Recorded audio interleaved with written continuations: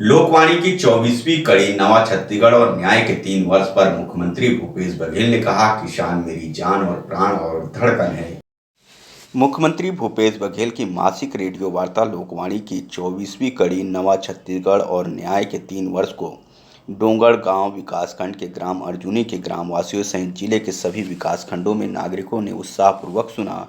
मुख्यमंत्री भूपेश बघेल ने कहा कि इन 3 वर्षों में छत्तीसगढ़ राज्य को अपनी वास्तविक छत्तीसगढ़िया पहचान दिलाते हुए विकास और न्याय के नए प्रतिमान स्थापित किए गए हैं। 3 साल की सबसे बड़ी सफलता यही है कि नागरिक अपने अधिकारों, अवसर व वास्तविक तरक्की को स्वयं महसूस करे। आज विकास के छत्तीसगढ़ मॉडल की चर्चा पूरे देश में और दुनिया में है। जब हम अपने पुरखों के रास्ते पर चलते हैं तो हम सफलता के शिखर पर पहुंचते हैं। हमने 3 वर्षों में गरीबों तथा कमजोर तबकों के लिए ऐसे प्रयास किए हैं। इस बार छत्तीसगढ़ के सबसे ज़्यादा 67 नगरीय निकायों को राष्ट्रीय स्तर पर पुरस्कार मिला और एक बार फिर छत्तीसगढ़ को देश में सबसे बड़े स्वच्छ राज्य के रूप में मान्यता मिली है। मुख्यमंत्री बघेल ने कहा कि किसान मेरी जान है, मेरे प्राण और किसान मेरी धड़कन है।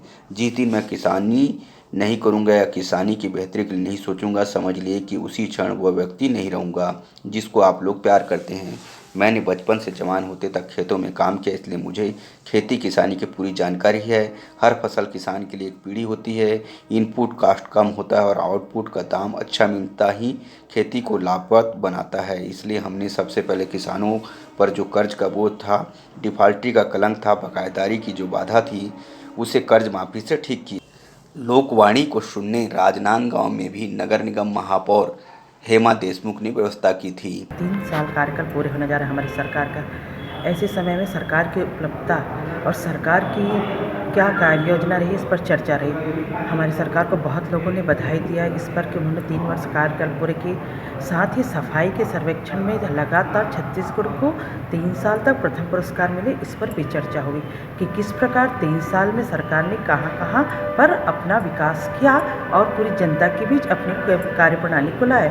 चाहे हमारे आदिवासी अंचल की बात हुई, चाहे तेंदुपत्ता संग्रहण की बात हुई, चाहे महिला समूह को गोधन न्याय योजना के अंदर काम देने की बात हुई, चाहे आत्मानंद स्कूल की बात हुई, चाहे युवाओं को रोजगार देने की बात हुई, यानी हर दिशा में, हर तरफ, या चाहे नारी सशक्तिकरण की हर पहलू को देखा गया और उस पर बोला गया। साथ ही बताया गया किस तरह हम काम कर रहे हैं। तो वाकई बहुत हमारी सरकार की योजना सराहनीय रही। ये सराहनीय पहल हमारे ही खाली छत्तीसगढ़ राज्य में नहीं, वरन दूसरा राज्य भी इस बात की तारीफ कर रहा है कि 3 साल के कार्यकाल में छत्तीसगढ़ सरकार ने ऐसा क्या किया। चाहे किसानों को राजीव गांधी न्याय योजना देने की बात हुई, चाहे सरकार की हमारी योजना इथेनॉल लाने की है, जिसपे कि हमारे किसान काफ़ी सशक्त हो सकते हैं।